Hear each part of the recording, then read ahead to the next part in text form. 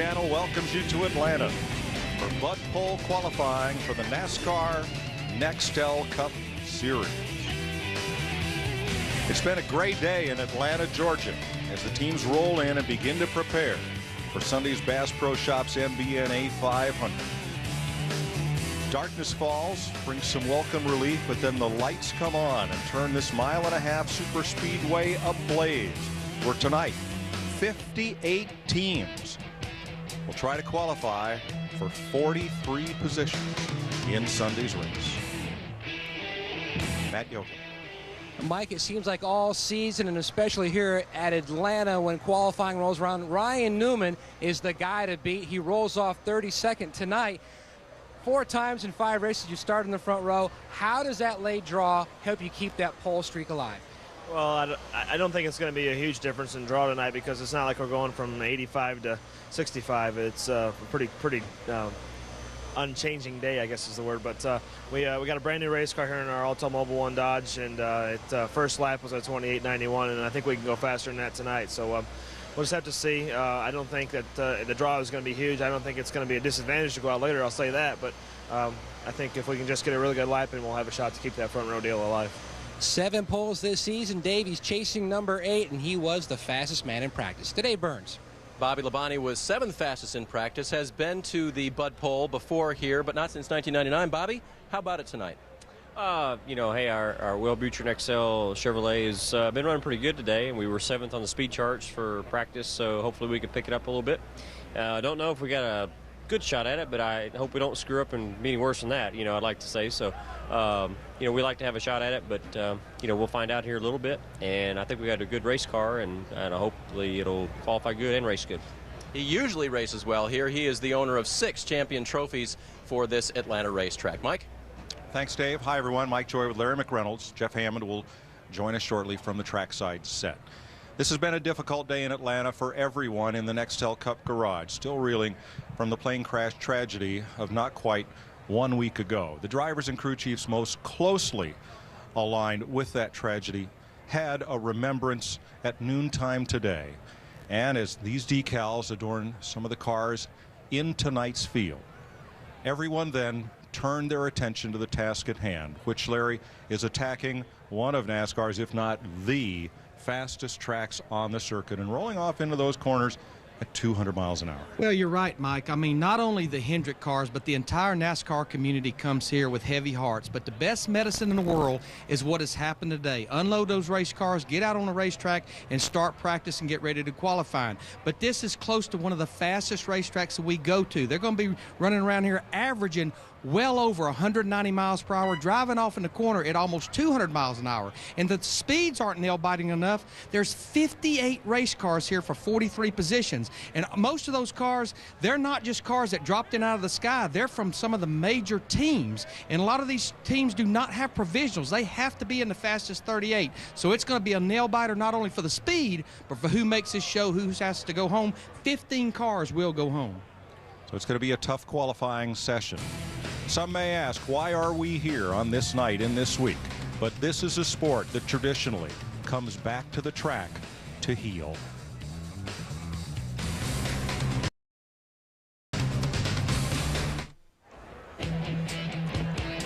Speed Channel's coverage of NASCAR Bud Pole qualifying from Atlanta is brought to you by Dodge. You can take life as it comes, or you can grab life by the horns. Dodge. And by Enterprise Rent-A-Car. Pick Enterprise, we'll pick you up. Let's join Matt Yoakum. And at the front of the grid, Michael Fatback McSwain just talking with Joe Nemechek. You've won some poles this year. What about tonight, Joe? Well, I don't know. I think my U.S. Army Chevy's pretty good. I just got to back it up. You know, the track did some crazy things there in practice. And like what? It went from being really loose to really tight, back to really loose, and so I don't know. You know, the track temp's cooling off right now. I just had Ryan and all my Army guys. They're doing a great job just trying to get me comfortable. And right now, I think my car is pretty comfortable. I'm just going to try getting everything I can out of it. You know, and this is the way Atlanta is. It's fast. If you make one little mistake, it costs you big. But if you can hit it perfect and not come all the way out of that gas, you're going to run fast. And he was fast in practice, Dave Burns. He was 3rd quick. And now with Martin Truex Jr., who qualified second for the Busch Series race just a little while ago. Martin, trying to make your first start in the Nextel Cup Series after substituting for Junior earlier this year. Is your car going to make the show? It looks like it is. I hope so. It was pretty good in practice. We were like 16th, I think, or something like that. So I was pretty happy. We worked on a bunch of things, and the biggest thing is me just trying to get used to how these cars drive on these big tracks. So it doesn't drive anywhere like my Busch car, which I was kind of disappointed about. My Busch car is really good, and the Cup car is kind of a little different. So we made a few changes. We'll see what happens. I got to thank everybody, Bass Pro Shops and Tracker Boats, and everybody that came on for this race. And who knows? Hopefully we can get a good lap in and put it in the show and make 500 miles Sunday. Championship leader in the Busch Series, trying to make his debut as a start, that is, in Cup. Guys? Thanks, Dave. Time for our weekly installment of Fatback in the Hat. The Washington Redskins were off last week, but Michael Fatback McSwain, like everyone else, honoring our comrades from Hendrick Motorsports.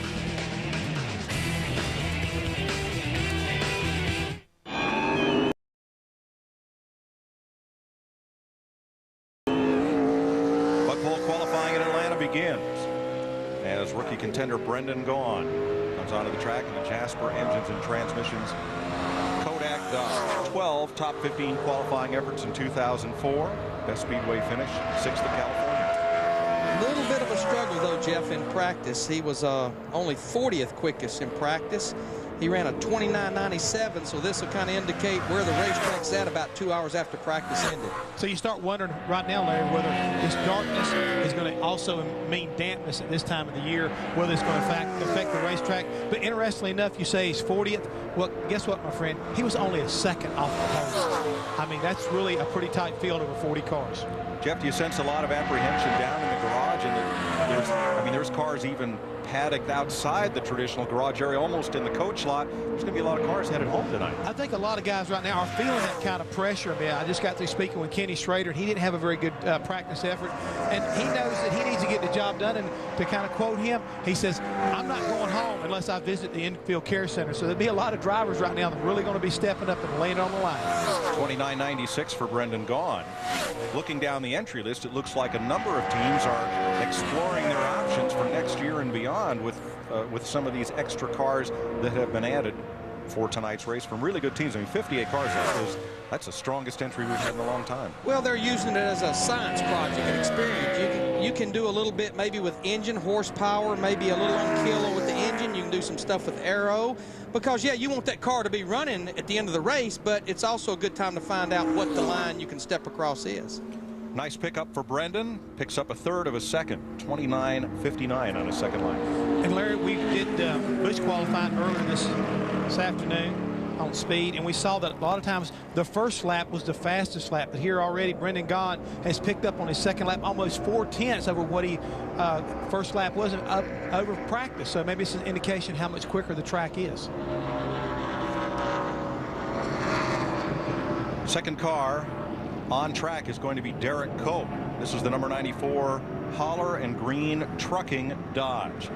This will be Derek's first voyage for this team. He tries to make his 19th Cup race of the season. Derek's best start at Atlanta, third here in 1994. Mike, this team here has made some attempts, but they are way down the owner's list, so this pretty much would be about a go or going home car. They're pretty much going to have to be in the fastest 38th. But, Mike, you were talking about how teams were tense about this qualifying session. Now, another indication I see is we see when we don't have a big field of cars, a lot of even the teams up in the points will work on race setup. I saw almost everybody focusing on 2-lap qualifying runs earlier in practice.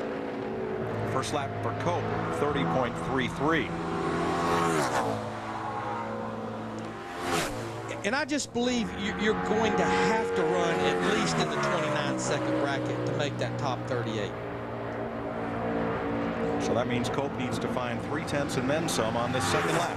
Well, in practice, we actually had 40 cars that ran in the 29-second bracket.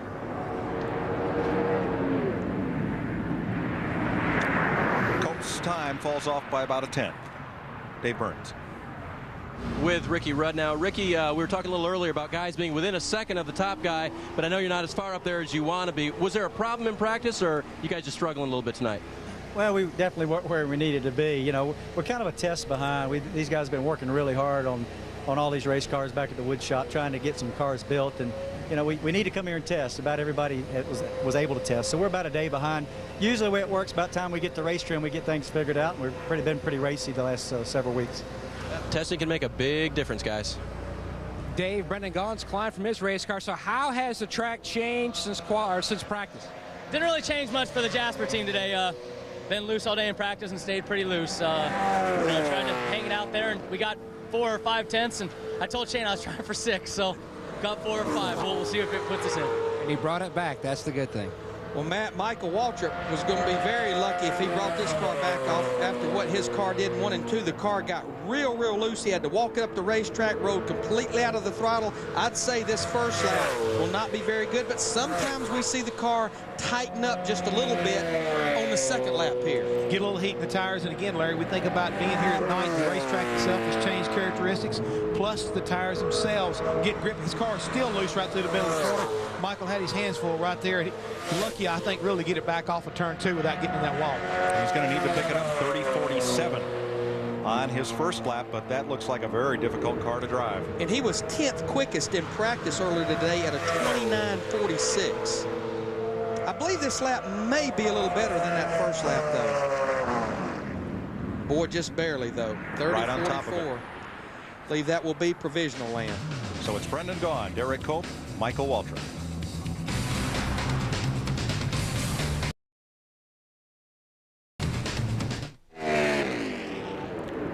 Kirk Shelmerdine out of Winston-Salem driving the Vote for Bush Ford. He's made 17 races this season, but his best of 2 laps was the second one, 30.71. The problem is he's out of owner provisionals right now. You only get allotted so many over the course of the season. And Larry, when you bring that up, if we watch Scott Wimmer come up through the gears, get ready to start making his qualifying runs, will he pick up another provisional at Phoenix next weekend?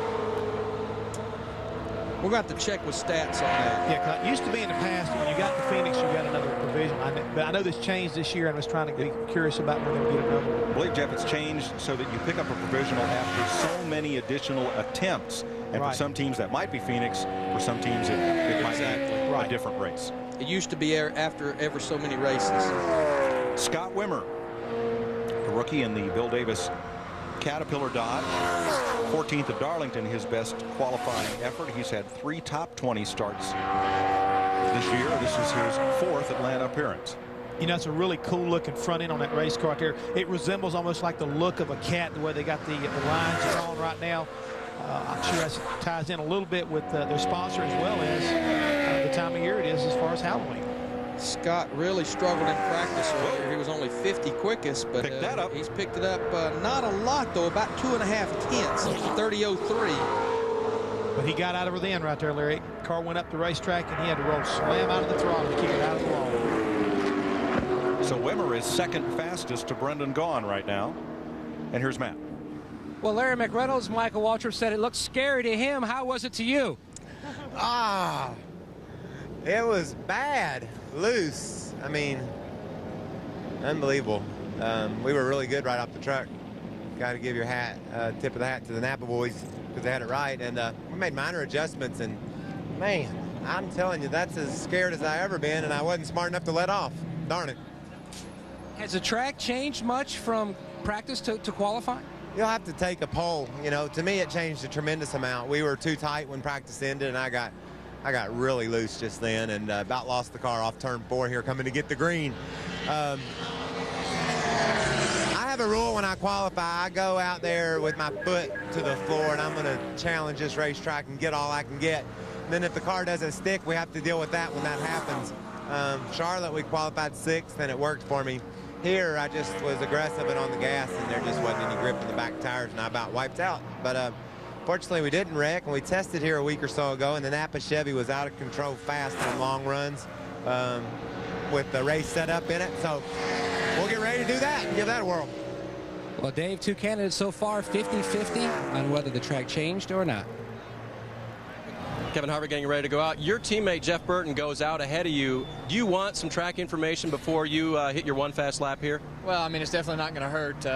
You know, Jeff can always. We always try to feed each other what we can if one or the other goes before the other. So the teams communicate and we take what we can from there. But Jim Goodwin Chevrolet was good when we unloaded, and we kind of got off a little bit. So we kind of made a stab at it here. So we'll just have to wait and see what happens. All right, Kevin going for his 8th start here at Atlanta. Mike? Carl Edwards took just one lap, but it was a good one in the World Financial Group Ford from Roush Racing. The Craftsman Truck Series star is now fastest on the board, 29:02. And he picks up about a half a second, a lot like Brendan Gaughan.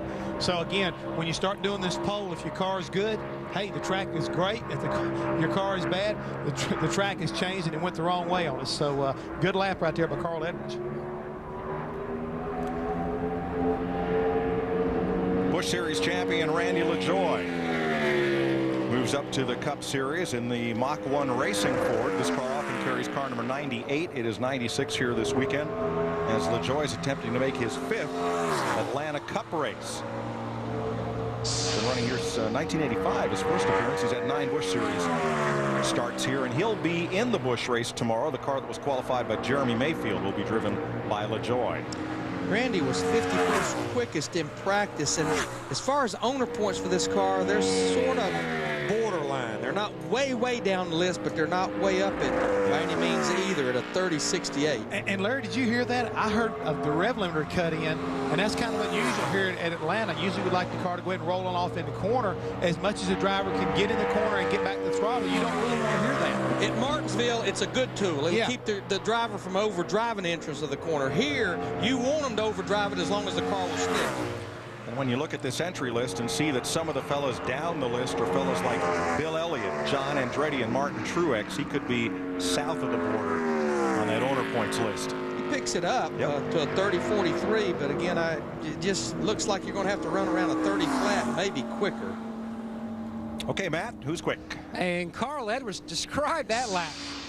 Well, that was neat. The car ran great. You know, we've got World Financial Group on board. Really happy you guys are interviewing me because of that. We're excited to have them on this week. And this place is just so much fun in a Cup car. Bob Osborne and the guys have done a great job with it.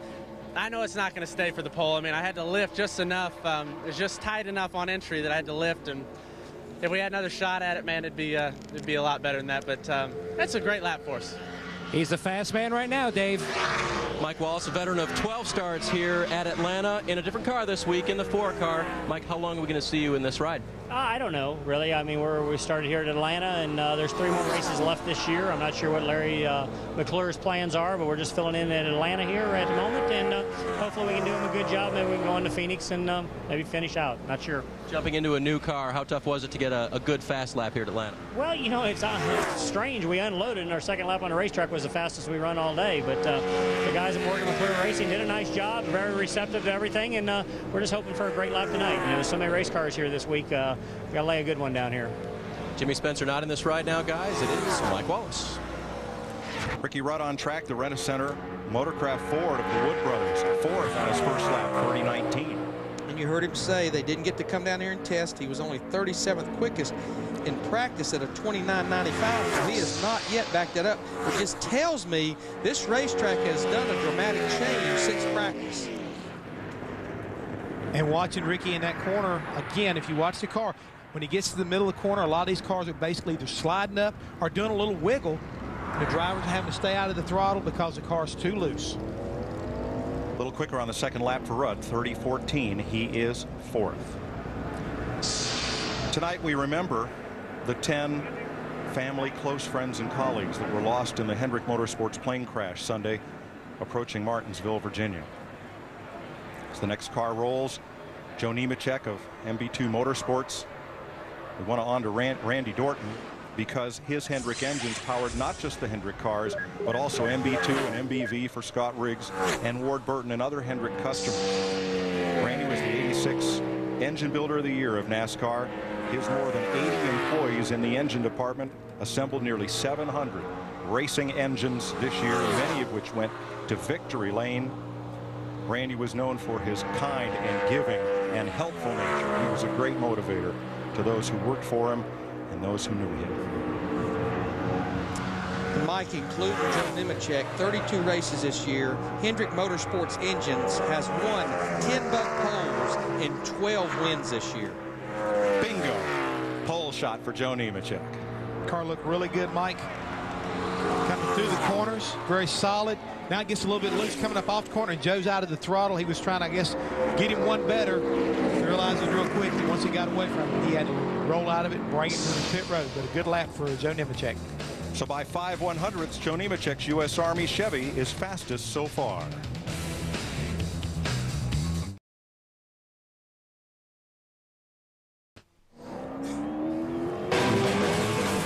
Every final practice the rest of this season is on speed from Atlanta tomorrow, 11 a.m. Eastern Time. 63-year-old Morgan Shepherd has won 3 times at Atlanta Motor Speedway and has one pole to his credit. But his Racing with Jesus Redline Oil Dodge at 31.46 may be headed for the house. He's out of provisionals, and just to clear up this provisional, every 6 attempts, not every 6 races, every 6 attempts that you make an attempt to qualify, you get an additional provisional added to your allotment. Glad we got that cleared up. Jeff Burton of South Boston, Virginia, and the Richard Childress America Online Chevrolet has 3 4th-place finishes here and 1 10th-place start. He made his 300th career consecutive Cup start at Martinsville. I know that I was talking to some of the guys that work for Richard Childress, and they're going to have an announcement tomorrow morning, and I believe it's going to involve Jeff Burton in the future, that as far as who he's going to be with. And Jeff's first lap, he's 3rd quickest at 29.47. A lot of people are speculating that he'll wind up taking over at least his sponsorship that's on Robbie Gordon's car at this point in time for the 2005 season. Still a few little loose ends over there at Richard Childress Racing, but Jeff picks it up 2 tenths from practice because he was only 23rd quickest in practice. So a lot of teams kind of adapting to these track conditions now. Second lap falls off about 15/100ths, so Jeff Burton is 3rd. Let's meet the man who's fastest. Joe Nemechek trying for another pole here in Atlanta. Now, you were just debriefing with Ryan with your hands, telling him about your run. So how much did you lift? Actually, I lifted quite a bit. You know, I didn't know what to expect. I got to thank Ryan Pemberton, this whole U.S. Army, USG Sheetrock crew. These guys have, I mean, they've been giving me great cars week in and week out, and they're just so fun to drive. We were fast right off the truck today, and then all of a sudden the track changed, and we got really loose and really tight, and you just didn't know what to expect. So I went in the corner anticipating what I thought was going to happen, and it wasn't quite the same. So I left a little bit on the table. You know, it's Ryan Newman, a couple of these guys are probably going to go a little bit faster. That's going to give us an awesome start spot, and I'm just so proud of this Army crew, man. We're kind of on a roll here right now. Last week wasn't a good week. It's kind of out of my control, but we're on a roll, and I'm proud of all these guys, proud of all the soldiers, and just want to tell Rick Hendrick and all the other families we're definitely thinking about you. I think we all echo those sentiments today. Sterling Marling standing by now, and Sterling, after a great run last week at Martinsville, congrats on that first top 5 since I believe in March. What's the story tonight? You're kind of down on the chart. Yeah, we run race runs like we normally do when we come to these tracks, and had a lot of trouble getting the car to drive good. It's just all over the track, and worked on it a lot with the race run stuff, and then threw a set of tires on and made a bonsai run, and still a little bit loose, and made a few adjustments there and just put a set of tires on it and try to hold it wide open right here and see what happens. All right, Sterling Marling waiting in line in the Coors Light Dodge.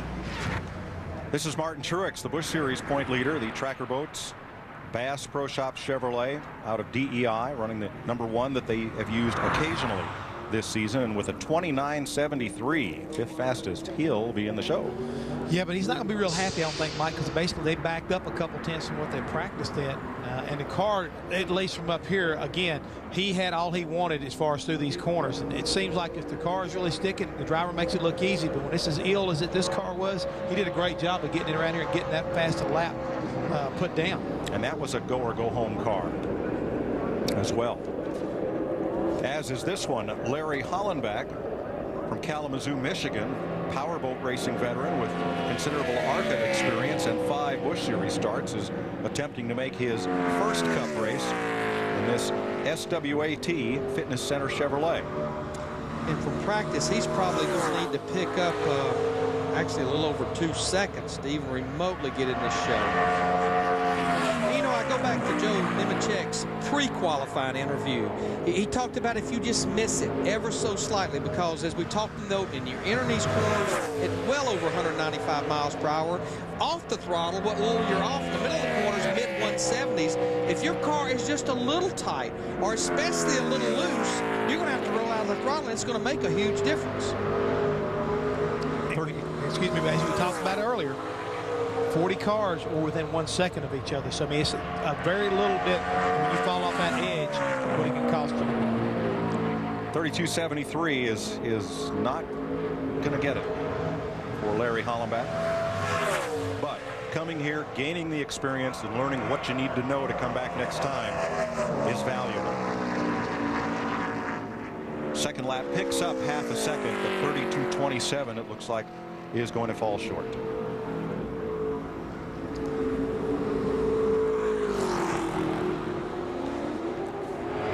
Kevin Harvick, Richard Childress GM Goodwrench Chevrolet. Of all the memorable moments in the history of this speedway, this one in 2001, when Kevin Harvick held off Jeff Gordon by thousandths of a second to win, just weeks after the sadness of losing Dale Earnhardt. As we said at the top of the show, to heal this sport comes back to the track.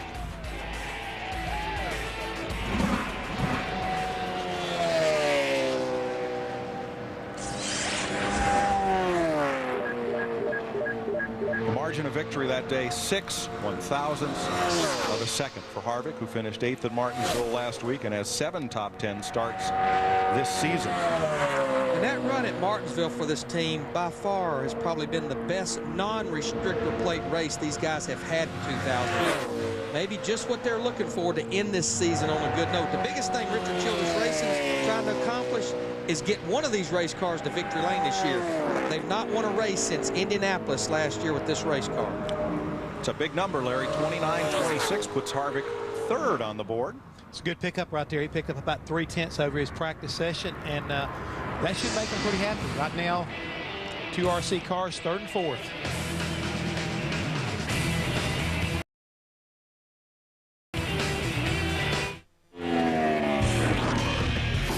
The Pit Bulls are professional motorsports riders who owe their allegiance to no one and offer their unvarnished views of the sport of stock car racing.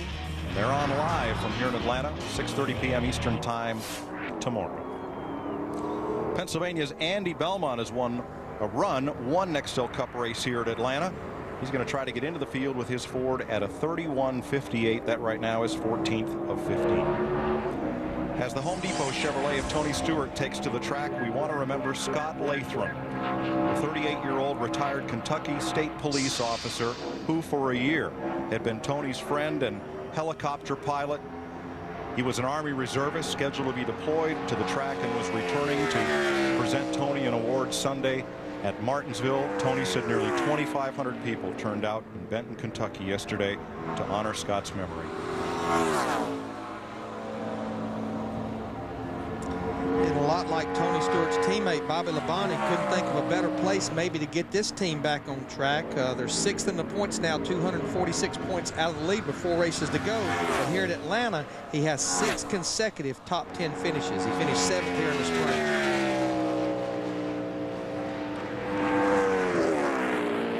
See right there, 197 miles per hour driving off into turn 1, Tony, and 174 in the middle of the corner.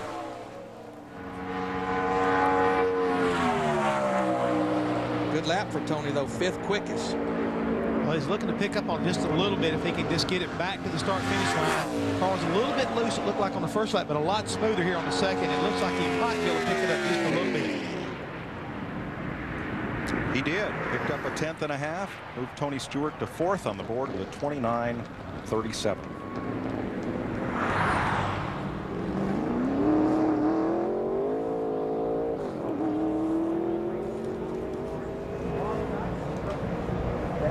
The Morgan McClure number 4 is the next car to roll. The Lucas Oil Chevrolet, and that team has decided to make a driver change effective this week. Jimmy Spencer is out of the car. Mike Wallace is his interim replacement. The team in a release said they appreciated what Jimmy had done to help elevate their program. And they said that the woes the Spencers have had this week, wherein police came to make an arrest of Jimmy's son for vandalizing a car, and Jimmy interfered with the officers. They said that was not the reason that Spencer was released, but it did play a role in their decision. That is sad news. Mike Wallace fills the empty seat, and let's see what he can do with the Morgan McClure Chevrolet. He was 35th quickest in practice earlier at a 29.88. I don't mean to interrupt, but that car took a real big, I like to call a D-I-Do, a big jump right in the middle of that corner. Mike literally had to jump out of the throttle. He still puts down a very respectable lap. He's 10th quickest after that lap at a 30.22, but I guarantee you right now he has definitely lost his breath. Yeah, because that's about 3/10 slower than what he ran in practice. See the car right there, wanted to take off with him again. You could look in there and see those hands, how busy he is with that steering wheel. We like to call that swatting bees, don't we, buddy? Yes, sir. Second lap for Mike is slower as a result. So Mike Wallace is 10th. She was a handful, wasn't she? It was worse than a handful, unfortunately. Jeff Gordon comes out in the DuPont Chevrolet. He was very eloquent this noon in the driver's remembrance of those lost in the plane crash Sunday. And as Jeff rolls, we remember Joe Jackson, the director of DuPont Motorsports, instrumental in the development of the motorsports program at the company where he had spent his entire 36-year career. He often represented DuPont at the races and was instrumental in the DuPont Monster Bridge at Dover, a combined bridge and VIP suite that is a showcase for DuPont technology.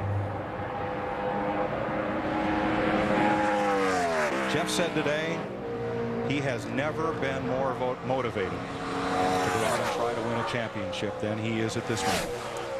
Mike, I saw a lot of courage, a lot of strength by all those who represented Hendrick Motorsports, but particularly with Jeff Gordon and Jimmy Johnson. They showed a lot of leadership there today, along with veteran like Terry Labonte. They showed a lot of leadership today.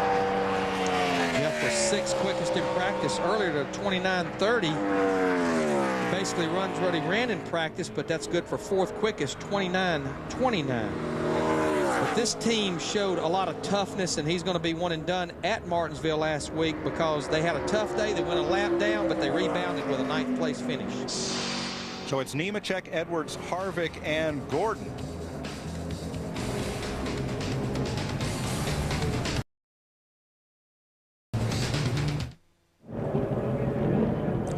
Johnny Sauter driving for James Finch this week. The Miccosukee Indian Gaming Dodge clocks in 11th at a 30.16. The Busch Series champion Brian Vickers comes out on the GMAC Chevrolet for his qualifying run. And as he runs, we remember Ricky Hendrick, the son of Rick Hendrick, a winner in the Craftsman Truck Series, a Busch Series driver. A shoulder injury forced him to rethink his career, and he stepped out of the seat and into owner responsibilities. Took on Brian Vickers, won the Busch Series championship, got his dad to put his hat on backwards at the banquet. Ricky at 24 had grown up to be so much like his father. Ricky was actually Brian's spotter on race day. Brian was 29th quickest in practice earlier in this 25 car. Brian has 2 Bud poles this year. See what he can do on this first lap. 29.37, 5th quickest, right there with his teammate Jeff Gordon.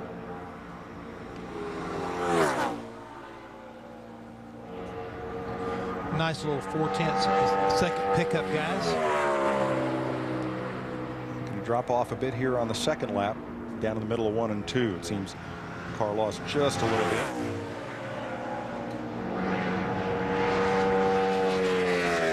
Brian can pick it up just a little bit. Nope, slows down about 4/10. Here's Matt. Well, Tony Stewart picked up on his second lap. Pleased?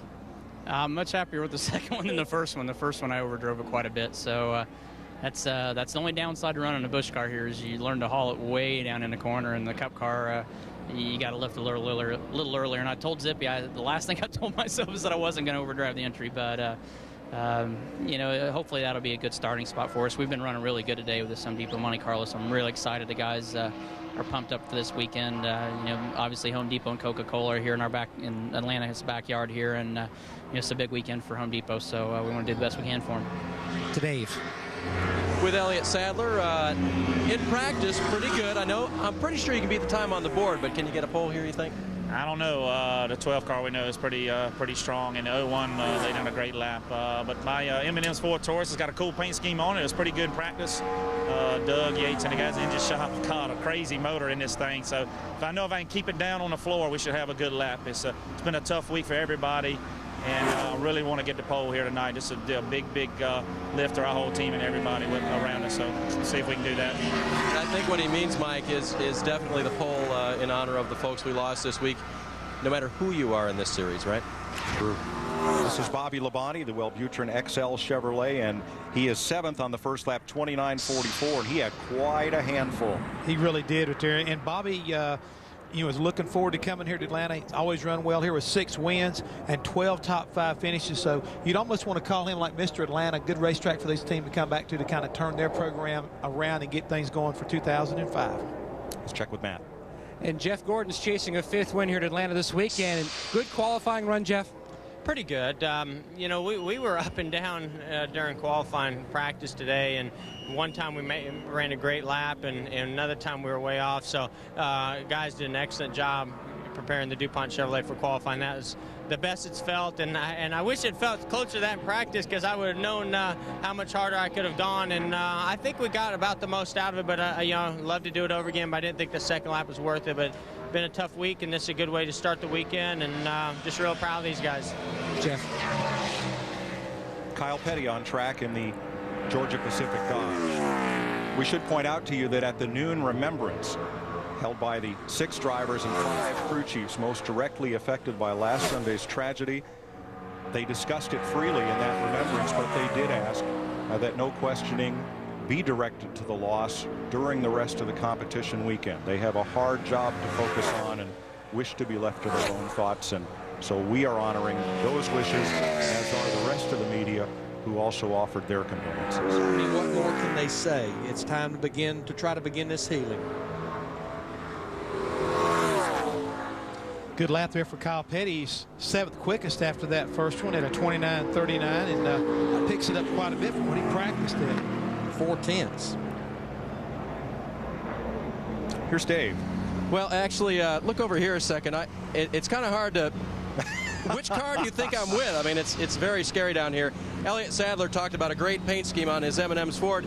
DJ, it looks like you got all the ghouls hanging out by your car here.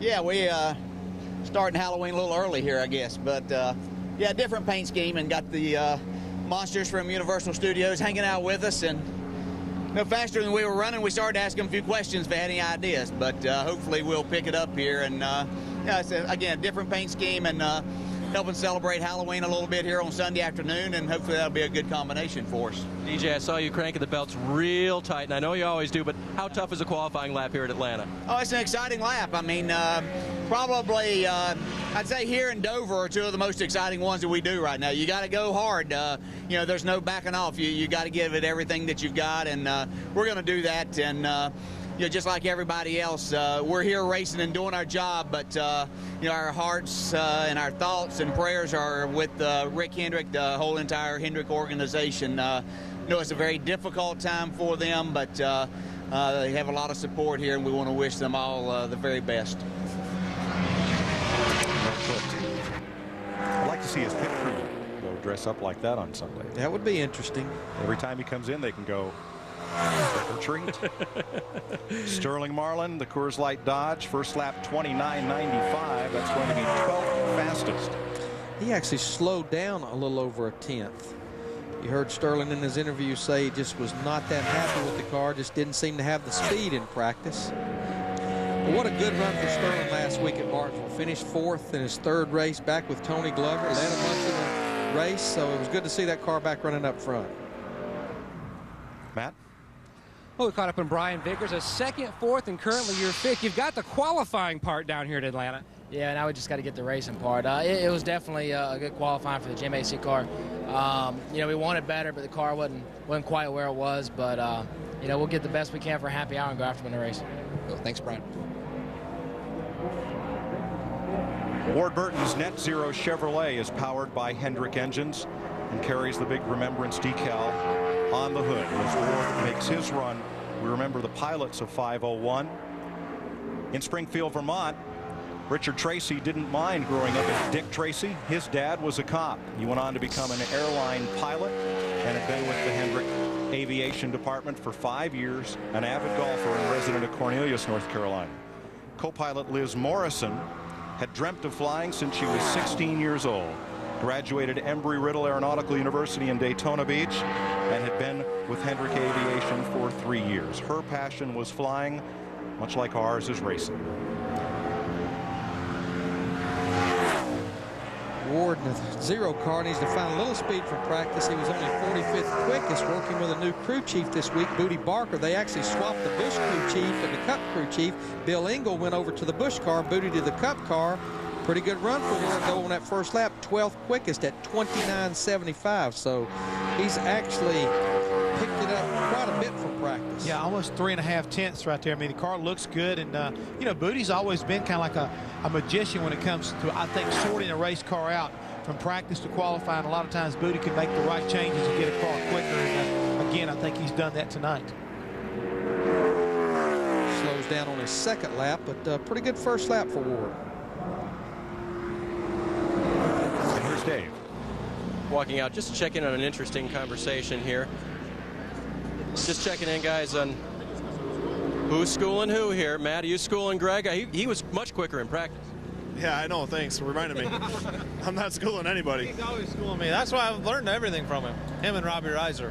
You're fifth on the board right now, Greg. What about a pole? No, I'm sorry. On the board on my sheet here. Yeah. Somebody else driving my car. Yeah. Any chance on a pole here? I think so. I think Doug and the guys are doing a great job on the National Guard cars. So I'm just praying and hoping that you know, it'll be like it was in practice earlier. And I don't know if I can be much faster than 29 flat, but we'll see. I did a 29.280, so maybe the weather will pick me up 2 tenths being cooler here. So we'll just see. Okay, guys. I jumped, but it was no surprise. Robbie Gordon sideways in the singular Chevrolet. Man, I can't believe he saved it, Mike. I really can't. That car jumped slam up underneath, and somehow or another he saved it. And if you see right there, by our pace chase, he's still about 9th or 10th quickest on this lap. And where that car started to get away from him is not going to hurt this second lap at all. No. But when you watch a guy like Robbie Gordon drive this race car, and again, you see inside there, you see those white gloves working back and forth. He's up on the wheel. I mean, you got the word fearless comes to mind because he never lifted. He just kept right up on it. He's 10th quickest after that first lap. He likes this place. His only Cup pole came here in 1997. Of course, it was announced earlier this week that he will not be returning to Richard Childress Racing in 2005, possibly going out on his own. Larry, he got that thing loose coming through into the quad oval here. Well, I will tell you what, he got it loose up to 6th quickest. Good run for Robbie in that 31. How many times going to tell you? Loose is fast. To some degree.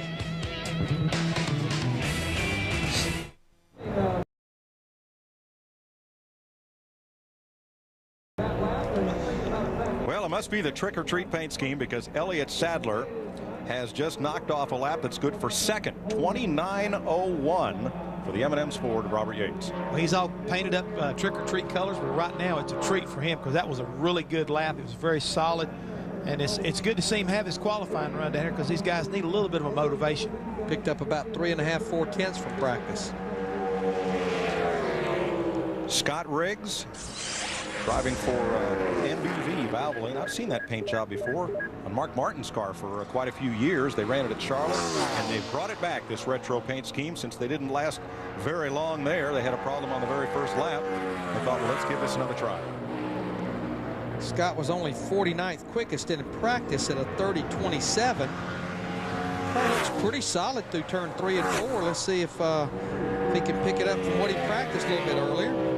In the last few races, he's been right near the top of the practice charts. 16th quickest for Scott. He's in the 29s, 29.94. Got a big handful of wheel, Jeff. Yeah, he is, but watching the back of the car, Larry, it doesn't look as smooth as some cars we've seen go through these bumps. I mean, this racetrack is wide, but still, it's not the smoothest racetrack that we race on.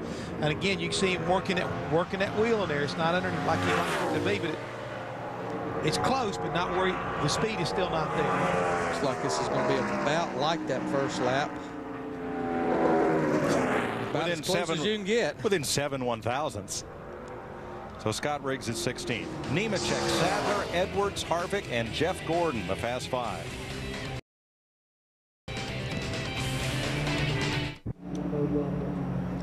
Kerry Earnhardt's first lap is the better of the two, 30.06 in the Bass Pro Shops. Tracker Boats number 33 Chevrolet. Next qualifier is the Kellogg Chevy of two-time Cup champion Terry Labonte, who earlier today remembered John Hendrick as the one and only man who could have stepped in and run Hendrick Motorsports when his brother Rick was unable to. John helped deliver them a championship and continued on as president of the business, was so giving of his time and his resources to underprivileged kids. And every Wednesday, if John was in town, he would lead the Bible study at the Hendrick Motorsports shops. John Hendrick was 53. One of the things we saw with Terry Labonte in the 5 car when he went off into turn 1 could be one of the culprits here qualifying to pick up so much speed at night. It's entering the corner, the car wants to bottom out. You see it right there getting into turn 1. You talked about how bumpy this racetrack is, Jeff. Yeah, but you carry so much speed off down there in turn 1 and through this tri-oval. It's the fastest part of the racetrack. So when you hit that turn 1, a lot of times the car will compress in the racetrack and bottom out. Where it doesn't do it as bad in 3 and 4. But for Terry, 19th quickest on his first lap. To see if he can pick it up a little bit. It may be just a little bit quicker. So trading back to 19th again. So it's real close. It's about what he ran in practice earlier, and it almost mirrors the first lap. Here's Matt with the man who is second fastest. His hand was shaking so much when he got out of the car, he almost spilled his Coke. Now, how far in did you drive it, Elliott? Not too far. I've done that here in the past. So the whole way I was coming in the front straightaway, I was trying to tell myself, don't drive it in too hard, don't drive it in too hard. And the car stuck. Todd and the guys did a great job, and I think that's a great lap for us. This is the Texas winner. Same track layout as Texas. Maybe another one here. Who was it that said I drove it in till I saw Elvis, then lifted? Here's a guy that'll do it. Oh, light the fuse. Here comes the rocket. Looking for his 8th pole of 2004. Ryan Newman seeking his 3rd consecutive pole in the Alltel Mobile 1 Dodge. You know, we call him the Rocket Man, but I was looking through a book that has just been recently published on Ryan Newman. And they used to call him Racing Ryan back when he was young. I mean, a lot younger than now, back when his midget days and little quarter midget stuff. It's really impressive to watch him, the way he's able to find speed. Right now we're green lighted, guys, as he rolls off down there in turn 3 and 4. Let's see if he can get it back here to the start finish line and back up that fast time this afternoon. Where he's so strong is off the corner. That's where this clock continues to get faster there. This is going to be a pole run right here, I believe, boys. It is 28.95, just barely, but he did beat Joe Nemechek by 0.02 of a second. And he has 5 consecutive starts here of 6 or better, including the last 3 Bud Poles. No one has ever won 4 consecutive Bud Poles here at Atlanta. The last time anyone won 4 consecutive poles at one racetrack was Mark Martin at Bristol, who won both poles in '95 and both poles in '96. Is the second lap faster? And he's quicker just by a little bit. Yes, it is. And guys, he got it right at the start finish line, that light trip back green, so he picked up just a little bit off of turn 4. Of course, he's going for 3 consecutive Bud Poles in a row. New track records at Lowe's and Martinsville last week. And if I read this right, he has won a pole once out of every 4 times he has been in a Cup race that has had time trials completed. And that is the reason why we call him the Rocket Man. Of course. Trick or treat. Dale Jarrett in the UPS Ford. Had 8 straight races here. starting in the top 10 on the new configuration. Started 6th here in the spring. It'd be interesting to see. We've seen his teammate qualified 3rd so far. If they shared some notes after that practice session and kind of picked this 88 car up to be more like the 38. Since they reconfigured this racetrack, flipped it around and made it a quad oval, only one driver has scored more points here than Dale Jarrett. That's Jeff Gordon. I believe this lap is going to be quite a bit better than what he practiced. Looks a lot better. 12th quickest for DJ. 29.45. Half a He second picked up better. a half a second. Good pickup. And the thing I heard him say earlier in the day, this is the same car he ran at Lowe's. Qualified terrible. In fact, they used a provisional, but it was so good in the race, he finished 6th.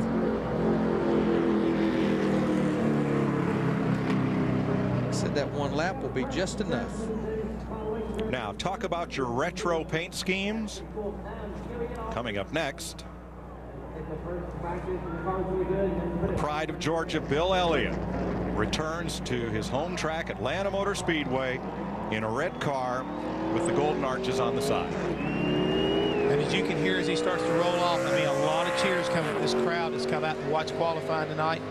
And it's good to see Bill back in those golden arches. Bill has a deal with Stanley Tools out of Connecticut to run a considerable schedule next year. Not nearly a full schedule, kind of a part-time, half-time situation, but we're going to see him around the tracks quite a bit next year. I know he'd like to run up to as many as about 12 races, is what Ray was telling me last week at Martinsville, and this will be his last race of 2004. 5 starts this year with 3 top 10 starts. His best finish was 9th at Indy. Bill had 16 straight top 10 starts here while driving his own Ford, and 9 straight top 5 starts. That string included 3 pole positions. Mikey's chasing up the racetrack right from the middle of the corner off, and it really hurt his speed right there. He had a pretty good lap going to then. It's still going to be a good lap, but he was a lot faster just till he got to the center of the corner. 17th quickest right now. Bill was 19th quickest earlier in practice at a 29.58, so he's actually slowed down about 3/10. Dave Burns and Matt Yoakum, they've been monitoring our track temperature. It has cooled down just a little bit, not a lot. When Joe Nemechek went out, it was 72 degrees.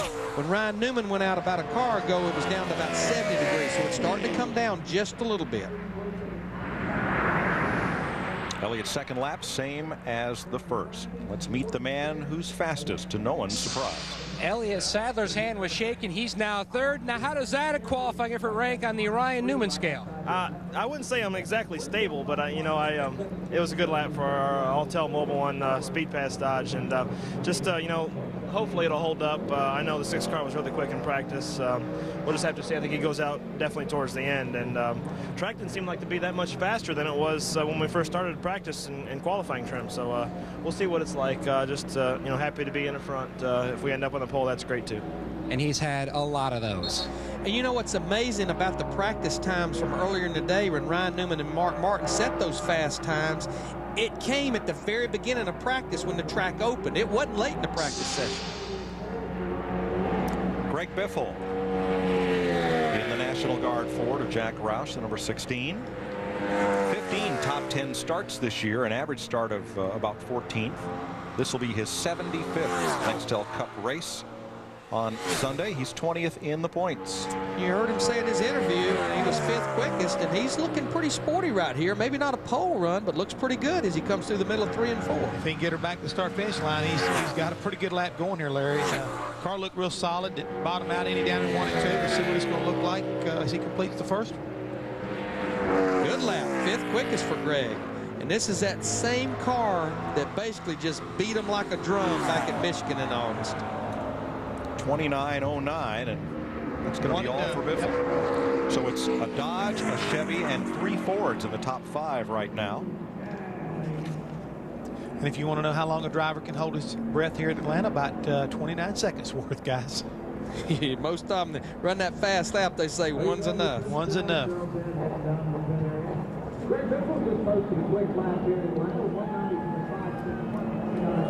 Matt Kenseth, the defending Cup champion. DeWalt Tools back on the hood and quarter panels, this Roush Racing Ford, number 17. He's not had a top 10 finish in the last 5 chase races, but he came from 25th to 16th at Martinsville in what you can only describe as heavy traffic. Very heavy traffic. He'll start 28th in the Busch race. The Aaron's 312 here tomorrow. He was 32nd quickest in practice. Of our top 10 in the chase for the Cup, 8 of them practiced in the top 16. The 2 that did not was Matt Kenseth at 32nd quickest and Kurt Busch Hang on at to her, 22nd. buddy. Hang on to her. Now, he had his handfuls, guys, right in the middle of that corner again. That's about as loose as I've seen Matt Kenseth get his car in a long time.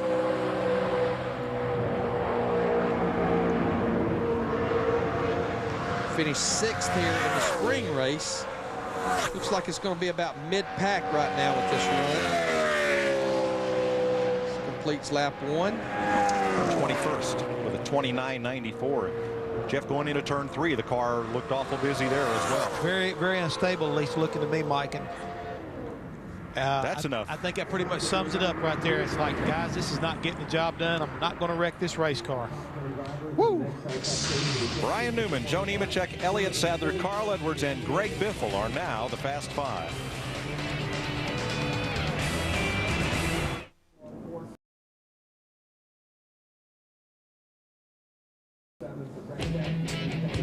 Speed Channel's coverage of Bud Pole qualifying from Atlanta is brought to you by Advance Auto Parts. Around these parts, trouble doesn't stand a chance. We're ready in advance. Advance Auto Parts.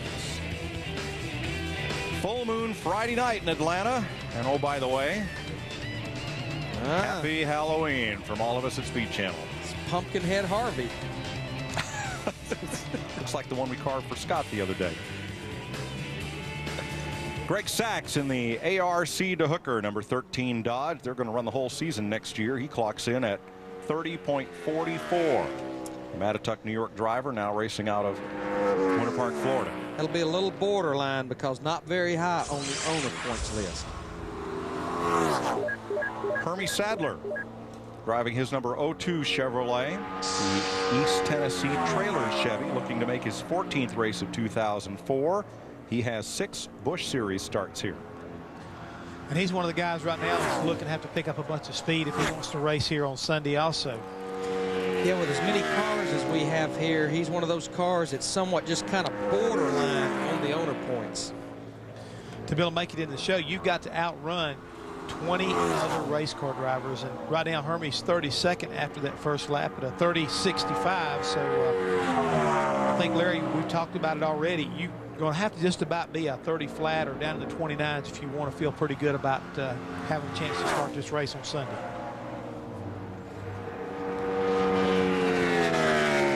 30.65 the first lap for the older of the brothers from Emporia, Virginia. Second lap's a good pickup, 30.22.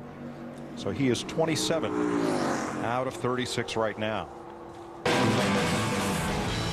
Speed News Saturday kicks off tomorrow at 7 p.m. Eastern Time for all the news about your favorite sport. Third place Nextel Cup point man Dale Earnhardt Jr. got his 12th top 5 start of the season last week at Martinsville. 5 straight top 9 chase finishes before winding up 33rd at Martinsville. Was not good to him whatsoever. He lost 101 points at Martinsville. He was 11th quickest earlier today, and you can hear the crowd. You don't even have to look. You can tell who's out there qualifying. And guys, he's another driver who really likes Atlanta. The last 6 races here, he's got 6 top 10 finishes and a victory. So I mean, he knows how to get around this racetrack. It's a type of racetrack that fits his driving style. He's got a car, Jeff, that looked loose in down in turn number 3. He's still working it. Again, you can see the bumps, how rough it is down at the bottom of that racetrack, and you're trying to go fast. And sometimes they didn't make a very good combination. And after that first lap, Dale Jr. is going to find himself in 6th position. 29.19. So he picked up about 3/10 from practice. He's going to go ahead and run this second lap. Don't know if it will be any better. It's looking a little bit slower. See right there, about the slowest part of turn 3 and 4, 173 miles per hour. It's just 173 miles an hour in the middle of the corner. Slowest part. Yeah. So that's the 6th Chevrolet to move into the top 10, along with Ryan Newman's Dodge and the Fords of Elliott Sadler, Carl Edwards, and Greg Biffle.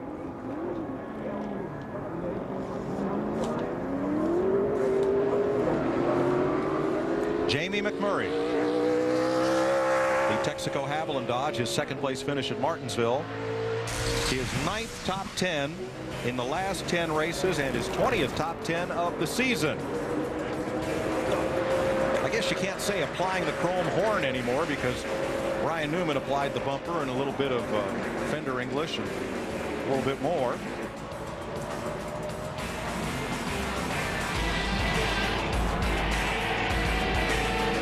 And there was a little one-way discussion afterward. Well, it was Martinsville, guys, and sometimes that just kind of happens that way.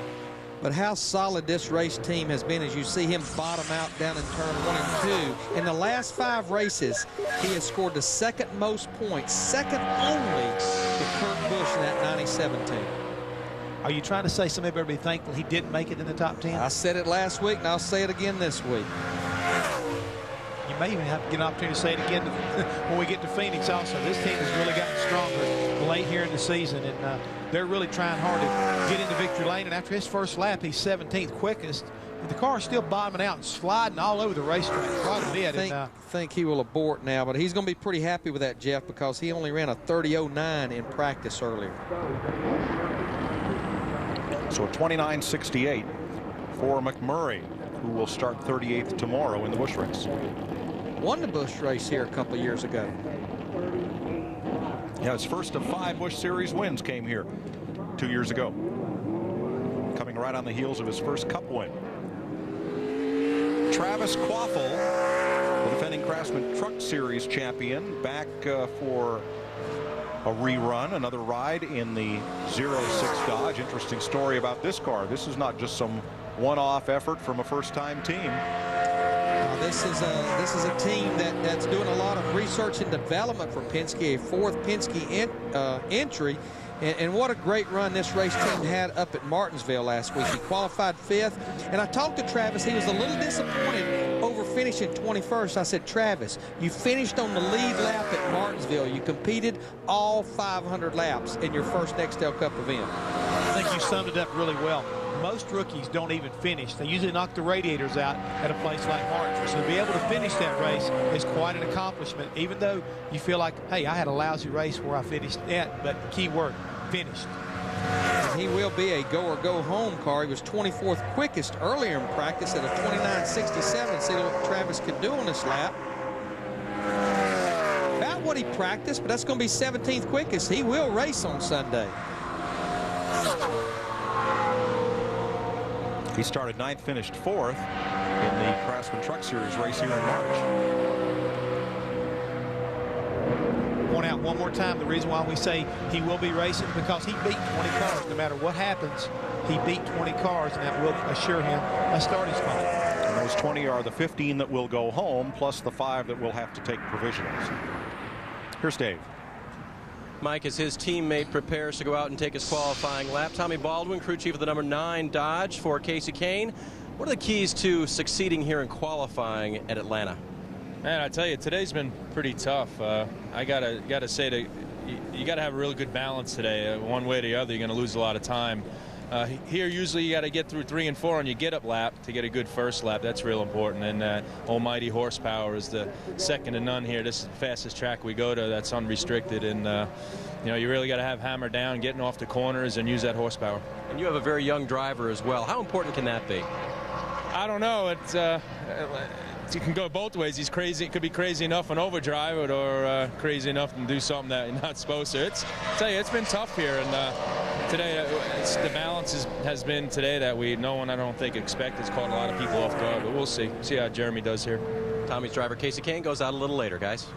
Ray Evernham's other driver, Jeremy Mayfield, on track right now in the Dodge dealer's UAW Dodge. Ray Evernham worked for Rick Hendrick for many years and lost a number of close friends and colleagues in Sunday's plane crash in their memory. The car numbers on both the 9 and the 19 for the remainder of this season will appear in black rather than their traditional white as their team pays its respects.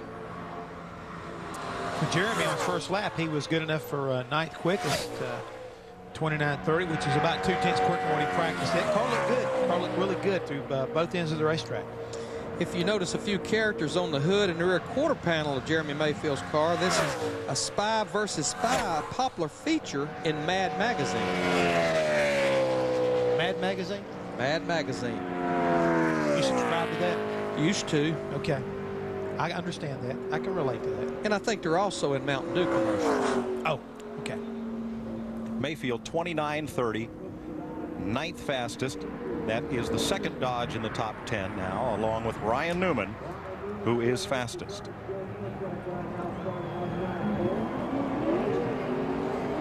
Rusty Wallace comes out in the Miller Lite Dodge. We talk about the on-track mayhem at Martinsville. Sometimes it involves the competition, and sometimes it's your own teammate. As he and Ryan Newman got together during the race, that sent Rusty up the track, cost him several spots at the finish. After the race, expressed his displeasure. Is that one of those thanks but no thanks deals? Roger Penske was on top of the roof going, guys, that's my cars. Rusty was 13th quickest in practice earlier at a 29:48.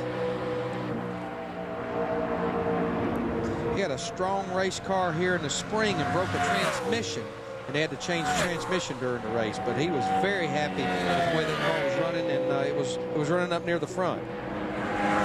10th quickest on Rusty's first lap, 29:36, so he picks it up a little bit from practice.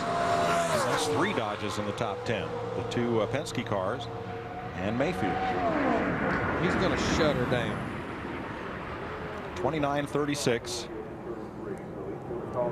for Rusty. That right now is 10th quickest.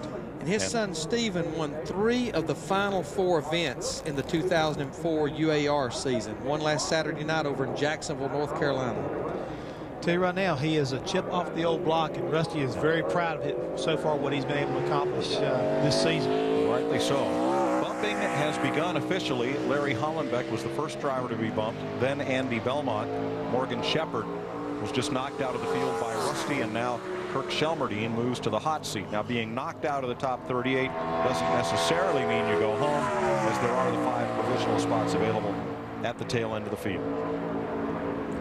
Bobby Hamilton Jr. in the Tide Chevrolet in 5 Busch Series races here. He has 2 top 10s, including 3rd last October.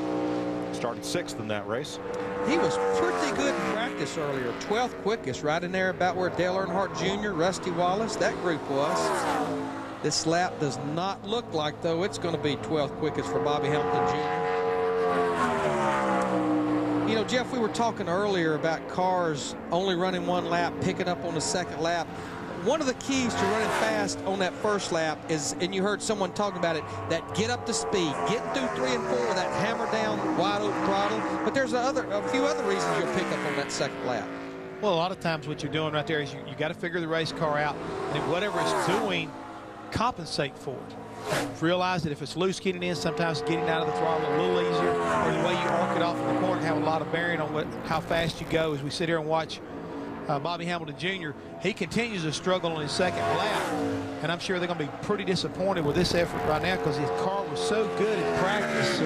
Like you said, he was 12th quickest, but right now he winds up 20th fastest after completing his 2 laps.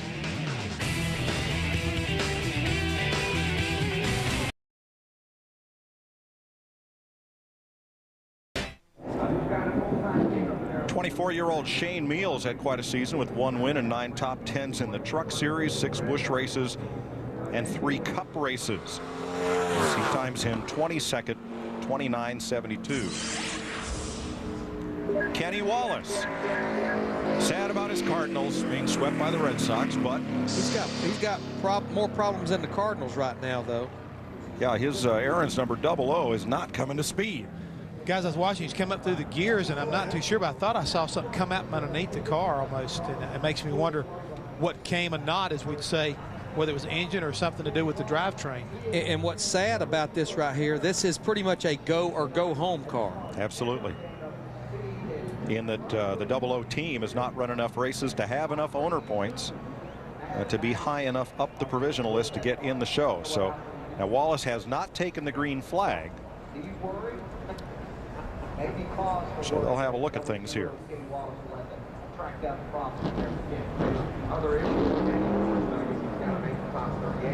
Let's see if we can see maybe what happened here as he left pit road.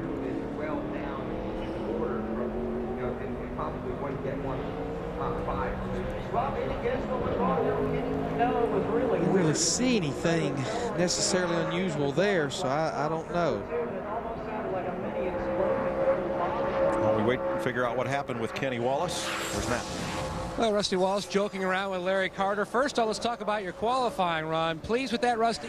Yeah, it's a pretty good run. I'm 10th right now. I told Larry, I said, I probably have a better car, but man, you got to run so hard at this place. I don't know if I really want it that bad.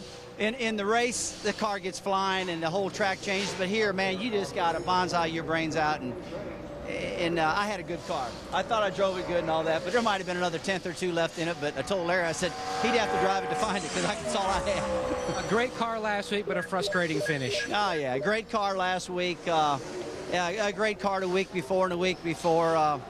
And last week is last week, and it's over, and I hate it. It was a ridiculous finish, and hope we've all learned a lot from what happened there. But you know, we got to unite, keep the team going, keep the team concept going, and it's going to take a lot of talking to get it where we need to get it, but we'll try. And Rusty's had a lot of good success here, Dave, in Atlanta. A lot of success through the years. And a young driver trying to build some success here. The 4-1 car practice 14th. Casey, what do you expect out of your qualifying lap? I'm hoping to improve. Usually when it cools down like this and the track gets a little more grip, the car usually feels a little better. So just want to try to get the target car inside the top 10. If we can do a little better than that, it'd be great. I'm going to go out there and give it my all. And definitely just want to say, again, like we said earlier, we lost a lot of special people, you know, last weekend, and a very good friend of mine, a couple very good friends, and just wish everybody the best, all the families that affected, because I know it affected everybody here a lot, and missing them a lot. Casey's press release this week, he called Ricky Hendrick one of his closest friends. Guys? Thanks, Dave.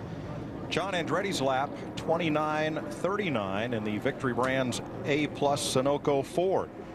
Puts John 14th in car 14. And the owner listed on that car is his godfather, A.J. Foyt. They asked A.J. if they could use the number. He's not going to race the rest of 2004. So that's how it's listed officially. And what we're hearing on Kenny Wallace's 00 car, he had battery problems. So if they get that battery changed quickly, he can go back out there and make his qualifying attempt.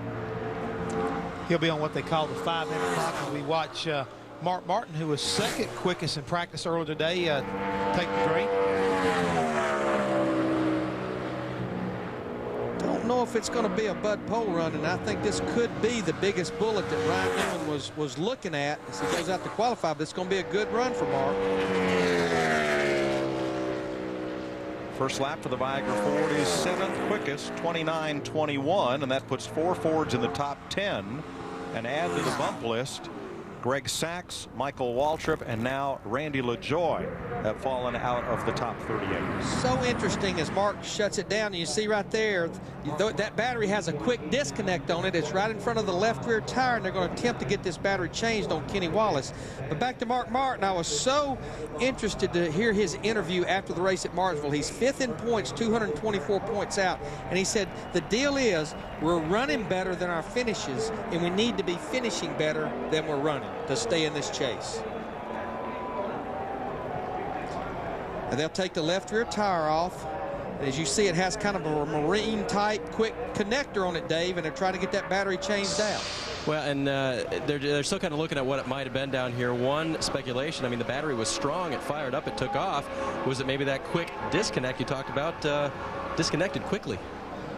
Well, I know when he was coming up through the gears, they're going to change it. They're going to change it just in case, guys. Yeah, that's a good move right there. But I know when he was going out on the racetrack, Dave, we could hear the car almost pop as it was going up through the gears. So it'll be interesting if they get this thing fixed. But Talking about a guy that's been perfect, Mike. This is perfection right now as far as our point leader, Kurt Busch. The Sharpie Ford for Kurt Busch, our next qualifier. Average finish in the chase, 4.3. First, fifth, sixth, fourth, fifth. He's led every chase race, led the most laps at Loudon and at Martinsville. Only 2 DNFs this season. See what he does on his first lap. Going to be 20th quickest. That's about where he practiced. Picked up about a 10th. And this team is always so strong at the end. If you go back 2 years ago in 2002, this team won 3 of the last races, including here at Atlanta. And Larry, I had the privilege of coming here when his rookie year and testing with Kurt here, and he loves this racetrack. It's just his type of racetrack. He really understands how this racetrack needs to be laid out and how to attack the corners. He's very methodical. He slows down a little bit on his second lap, but I can promise you he and Jimmy Finnick will come up with a combination, will get that Sharpie Ford up toward the front come race day. The point standing leader in Nextel Cup by 96 over Jeff Gordon as we come here to Atlanta. And really, the only 2 cars that has not had a problem is Kurt Busch and Jeff Gordon. But if those guys bobble, I look right now, 4th through 9th is separated only by 59 points. That's only a handful of positions. If Kurt Busch and Jeff Gordon bobble in these next race or 2, boy, what a race we're going to have when we get to Homestead.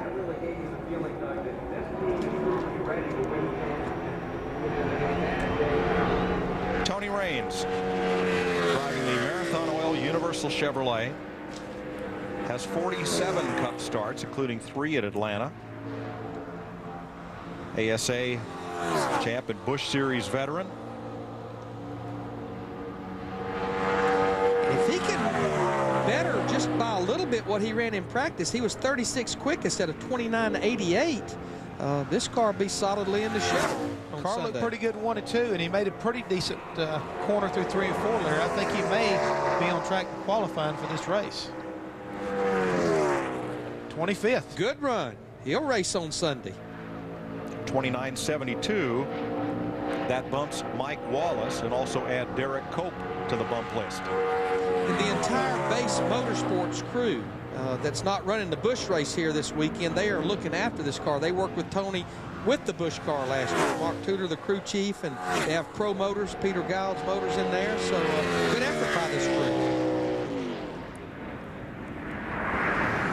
Second lap falls off about 3/10 for Tony Raines. Let's get an update from Kenny Wallace. Dave. The battery is really, really good.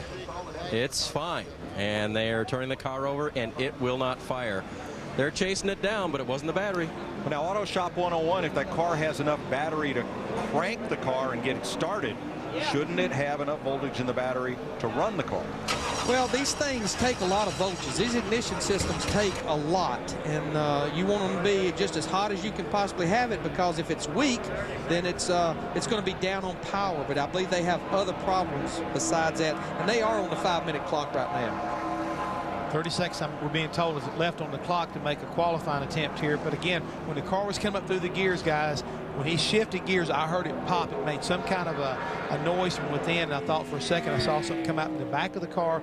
But when you hear that, a lot of times it may be a little bit deeper as far as the distributor is concerned, or it could have gone deeper than that and have a problem even with the timing belt or chain on that thing. This is J.J. Yaley in the third Joe Gibbs car, an MBNA Chevrolet. J.J. headed for Nextel Cup full-time next year, trying to get some valuable acclimation and experience. And he's doing triple duty here this weekend, because not only is he running Nextel Cup, he's running the Busch race as well as the IROC race tomorrow afternoon, tomorrow evening on Speed. And that IROC race will be televised tomorrow night on a brief tape delay.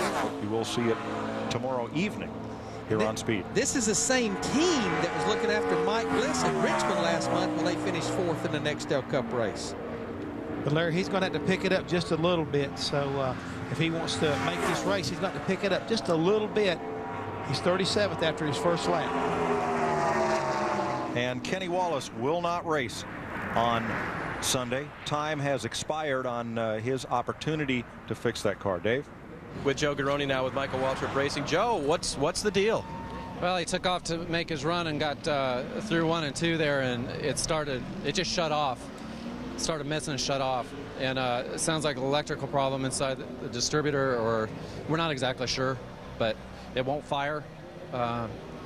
So we're trying to find it, and I think we're out of time. Okay, Mike. The 5-minute clock ran out on Kenny Wallace's attempt to qualify. Ryan Newman, quickest so far.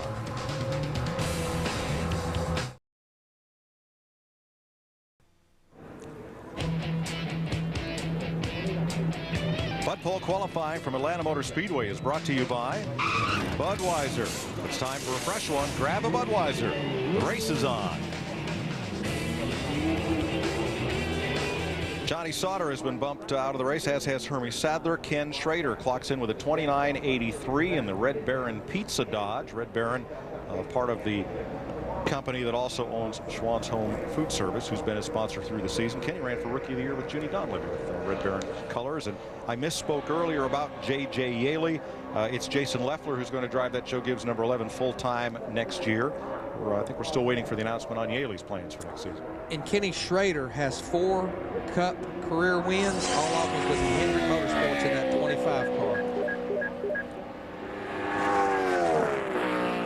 Todd Bodine, who has become a new star of NASCAR's Craftsman Truck Series, failed to qualify for the Busch race earlier today when his Whelen Engineering Chevy got way loose on him up in turn 4 on his first lap.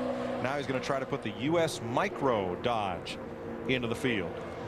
Got a pretty good lap going here, but he did bottom out awful hard and shot him up the track in 1 and 2, and it's going to hurt him a little bit, but I think he's going to be fast enough to get in on the first lap. I believe he will, Jeff. Yes, sir. 21st quickest. And if you notice, not only do they have that sponsor on the car that you were talking about, U.S. Micro Corporation, they decided they were having such good luck with that Toyota truck, they put the same paint scheme on this Cup car. Well, I don't blame them there, because I'm telling you right now, anytime you can go to Victory Lane back-to-back, that's something to take a look at. Good run for Todd, though. He'll be pleased with that. That bumps Ricky Rudd into provisional land. Yeah, Ricky and Michael Waltrip will be most certainly 2 of the 5 provisionals. The provisional field is going to be pretty stout back there. Yes, it is. 7 cars to go. This is Casey Mears in the Target Dodge, and they brought him up through this ABC program of running ARCA, Busch, and Cup in the same season to get experience. And I'll tell you, this open wheeler has come into the big cars, and what a fine young stock car driver he's turned out to be. Yes, sir. They came down here and tested. He was 14th quickest in practice. And if you notice, after a month, it's back to the normal paint scheme. No longer has the pink paint scheme. But during that month, he completed 927 laps for the breast cancer awareness. So Team Target's going to be making a huge donation in regards to those laps he completed in October. Well, he's got 2 poles this year, and he was fast, Jeff. He was number 2 on the board down into turns 1 and 2. But again, Mike, when you see him go off in that corner, oh, he's loose off that corner. I mean, he had his hands full. But he didn't roll out of it, Jeff. No. This is going to be a good lap for Casey, considering what it looked like. Hangs on to 15th with that lap, 29.38. And Jimmy Ellis right now, better get on that radio and say, hey, buddy, you're in, back it off. He's still coming. That bumps 2-time Cup champion Terry Labonte into provisional land. Puts Kerry Earnhardt on the bubble. The 33 car. I don't believe this lap's going to be anywhere close to that first lap for Casey Mears, but considering what it looked like. No, but I'm telling you right now, she was sliding around, boys. Coming up off his corner. Watch the back of his car jump out on him. Right there. Ooh, he had his hands full. But he never got out of the throttle. How did Tommy Baldwin say that about a young driver? Yeah. You know. I think that lap right there spoke for it. I think so. I'm glad I wasn't sitting as his crew chief and watching television for sure, because I don't think Jimmy could have seen it from on top of the truck how loose that car was. Kevin LePage will be the 53rd driver to take time. 6 to go. Kerry Earnhardt on the hot seat right now on the bubble. And Kerry is a go or go homer. So See what the 37, the Carter Racing Dodge, can do with Shelburne, Vermont's Kevin LePage trying to run his 16th race of 2004. His only career pole came right here, driving for Jack Roush in 1999. Halfway down the backstretch, headed off into turn 3. If you notice right here, looks like he's going to have a pretty good lap for Kevin. Has a good lap going if he can get off turn 4. Yes, sir. Good lap for this 37 team. 22nd quickest, and that will bump Kerry Earnhardt out of the field and home, put Scott Wimmer on the hot spot. Half a second pickup. That's how important that, we talk about time all the time, guys. 2 or 3 tenths here, 2 or 3 tenths there. That's the difference between making this race and having to load up here in a little bit and go to the house. As we said at the top of the show, we're going to have some pretty established teams getting pretty nervous down here as we get down into our final half dozen qualifiers, because 5 of the 6 are pretty strong runners to get in this show, and already bumped to provisional land. Ricky Rudd, Michael Waltrip, and Terry Labonte. And Matt Kenseth in the 17 car is only 2 cars away from being bumped back into there.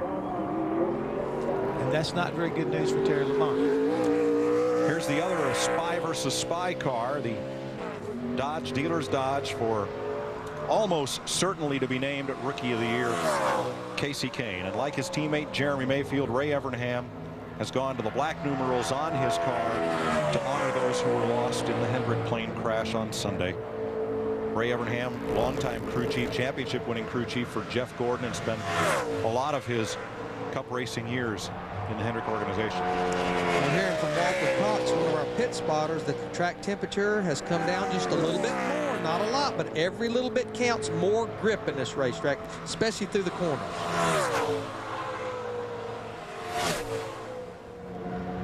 I think they're going to be very happy with this lap right now. I mean, he's not gaining much as far as speed's concerned, and I was a little bit disappointed when I saw him come to the start-finish line. He was nowhere near as fast as a lot of cars when he took it. Well, he ran a 29.82 in practice. I don't think this lap will even be in the 29s. It don't look like. 30.05. Because right now we have 37 cars that has ran in the 29-second bracket. Jeff, you talked about it earlier. Right now, first through 37th is only separated by a second. Second lap's looking a lot better than the first. If he can get back to the start-finish line, he's going to pick it up quite a bit. Because he's not in the show yet. I believe he will be now, though. That's better. 30th for Casey Kane, 29.72. That will send Scott Wimmer in search of a provisional.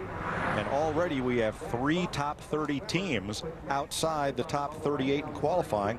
Michael Waltrip, Ricky Rudd, Scott Wimmer, and add Terry Labonte onto there, and Matt Kenseth on the bubble. The provisional list is only 5 lines long.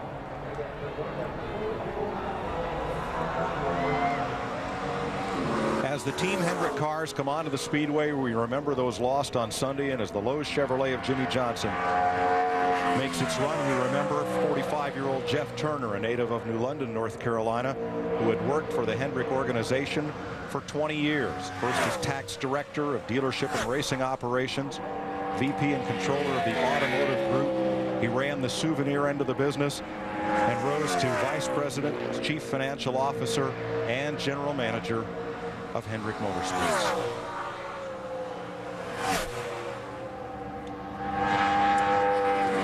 Jimmy was 15th quickest earlier in practice. This looks like this is going to be much, much better than 15th quickest, as you see right there. Not a pole run, but looks like a good top 10 run.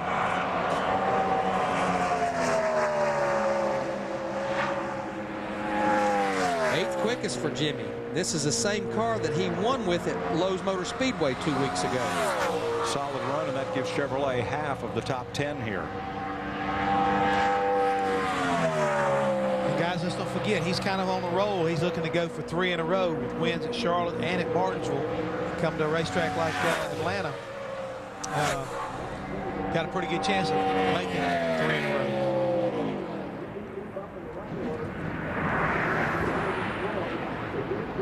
Second lap falls off just a tenth. And that bumps Matt Kenseth out of the top 38. Yeah, of our top 10 in the chase right now, we have 7 qualified in the top 11. 8 of them qualified in the top 15, with Kurt Busch 22nd and Matt Kenseth now in provisional land. That moves Scott Riggs onto the bubble in the Valvoline Chevy as Jeff Green comes out for Richard and Kyle Petty's team in the Bugles Dodge. 10th at Martinsville was his 6th top 10 qualifying effort of 2004. But the big thing that happened at Martinsville, these boys finished in the top 10. They finished 7th. Crew Chief Greg Stedman made a great call near the end of the race to change his 2 tires for track position. The first top 10 finish in 2004 for Petty Enterprises. These guys came down here and tested a couple of weeks ago, and they were respectable in practice, 30th quickest. 2000 Busch Series champion. Jeff Green needs to beat 29.94 to have a spot in the top 38. Still 2 cars to follow. This is definitely going to be very solidly in the field, and probably bump Scott Riggs to provisional land. 34th quickest for Jeff at a 29.77. Now the top 38 is separated by 9/10 of a second. This gets faster and faster and tougher and tougher. And there's now 5 top 30 teams looking for provisionals, and there are only 5 available.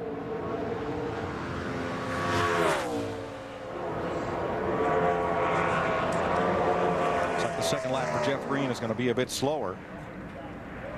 He's in the show with a 29.77.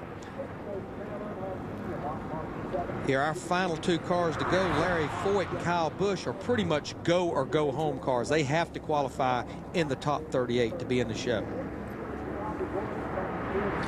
Well, for Kyle Busch, if he can just back up what he ran in practice, he'll get into the show. It was 29.72 early on. So as the youngest of the Hendrick Motorsports drivers begins his run, we remember the youngest victims of Sunday's tragedy.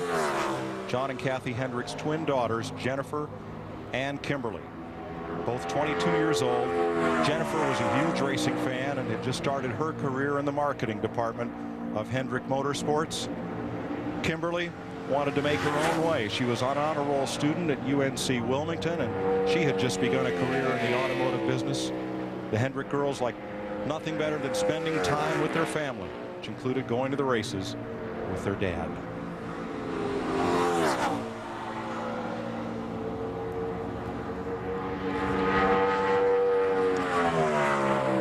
Kyle was 26th quickest in practice earlier, trying to make his 6th Nextel Cup start of 2004. This is possibly the last race this year. Of course, it's already been announced he will be in the 5 car for the entire schedule in 2005. I believe, boys, he did it. He's going to be 28 fastest on his first lap. So now's when that crew chief needs to call him and say, hey, that's good enough. I was talking to his boys earlier. I said, tell me about this race car. He said, well, you guys saw this car just for a brief moment back in Loudon because he crashed, come to take the green flag to qualify, did not make the show. Well, he is in, and that bumps Sterling Marlin out of the top 38. And it may have sent Scott Riggs to the house, depending on what happens with our final qualifier. So Sterling Marlin now in provisional land. 5 spots available. And right now, the man on the bubble is Bill Elliott in that 98 car. And Bill Elliott, remember, is a go or go home because that car number is infrequently run by Ray Evernham's team. As this car right here is Larry Foyt in the 59 car, the second bound racing entry. Larry was only 52nd quickest earlier today in practice, so he's going to have to definitely pick it up if he wants to race on Sunday. As we look at Bill Elliott, he sits there in 38th place. You got to remember that Matt Kenseth is up in the points, but he's also a previous champion. Terry Labonte is a previous champion. So if Bill was to get bumped out, I mean, the way the previous champion would be awarded, he may or may not be eligible for it. Larry would pretty much have to pick up about 3/4 of a second from what he practiced earlier to make the fastest 38. That first lap will not do it. That's exactly what he practiced at 30:55. So unless he can pick up quite a bit on this second lap, the big sigh of relief will be coming from Bill Elliott right now in that 98 team. Since they would go by this year's owner points first in awarding provisionals, Matt Kenseth would get the first provisional spot. Michael Wall from Sterling Marlin would look further on down to see where Terry Labonte would fall compared to Elliott, but that may be a moot point. Larry Foyt 30:55. He's going to need 7/10. He didn't get it. He fell off by 3/10, so Larry Foyt does not make the field. Bill Elliott gets the final time trial spot. We will hear from the Rocket, who is the Bud Pole winner again, and set the field after this.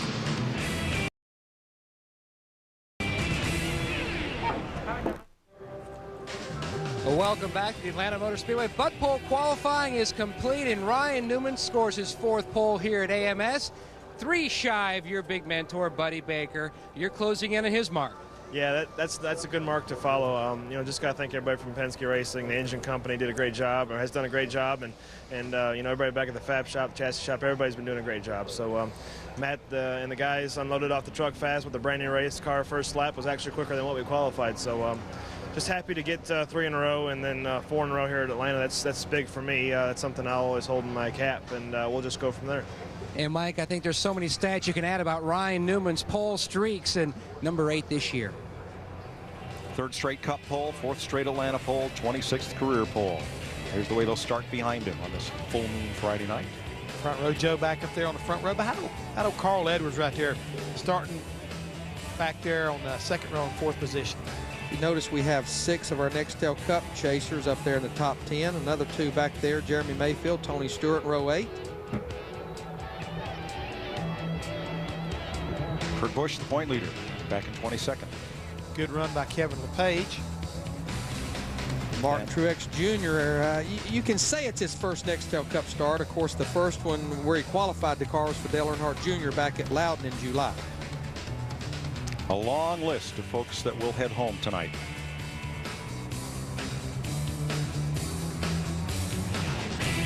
It's been a most difficult week for the NASCAR family, and here at Atlanta, a difficult day.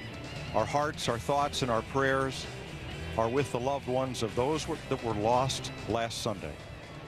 As we congratulate Ryan Newman on his pole win, I want to thank NBC NASCAR producer Sam Flood for reminding me that in this sport, we return to the track to heal.